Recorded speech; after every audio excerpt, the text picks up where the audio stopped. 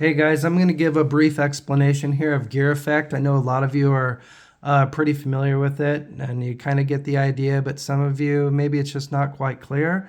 So let me get right into it here. Basically what happens when the club comes into the ball, it's moving really, really fast. And if you hit the ball off of the heel, what happens is it shuts the face down. So it goes like this, right? Because there's a lot of force happening here. You're swinging at 100 miles an hour or whatever, and it comes into the ball and it shuts it down, right? When it does that, the ball actually rolls in towards the face. So this here is the gear effect. You can actually see it.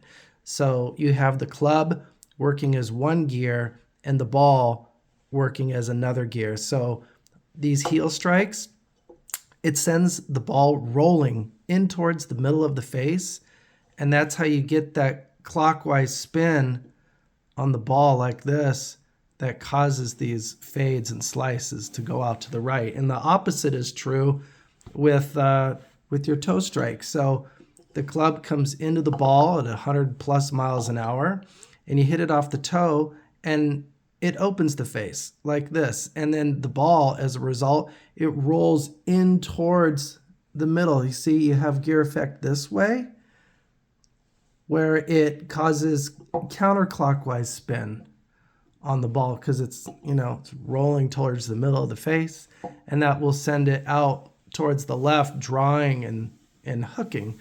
That's why it's so important to hit the center of the face. Right? You get gear effect on the outside here, where you get the gears working like this, and you get gear effect here where it's working like that.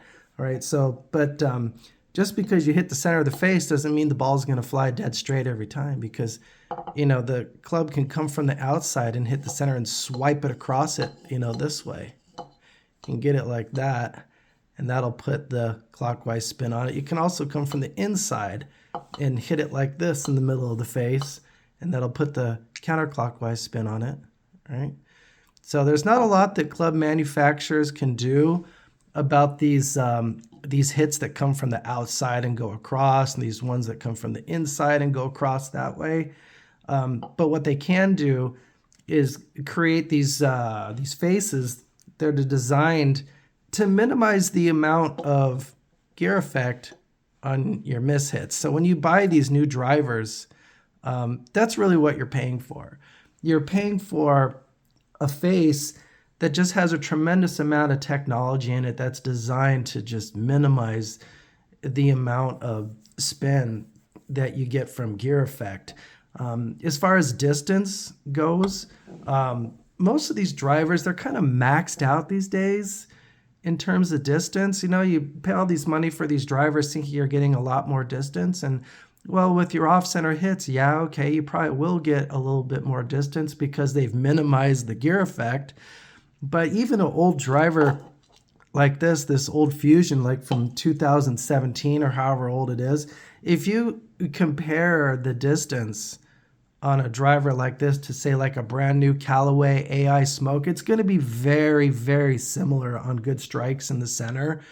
Because the distance these days on these drivers, they're kind of maxed out. They can only do so much as far as just getting distance. But what they can do is create a face that has just a ton of technology in it for minimizing the gear effect. So that's why they're using AI technology now to create these faces that are they're designed at all these different contact points and places where you could possibly hit the ball. They're designed to minimize the gear effect. That's really what you're paying for when you spend all this money on these new drivers. So, all right, well, I hope that gave you a better understanding of gear effect and what it is. Thanks for watching.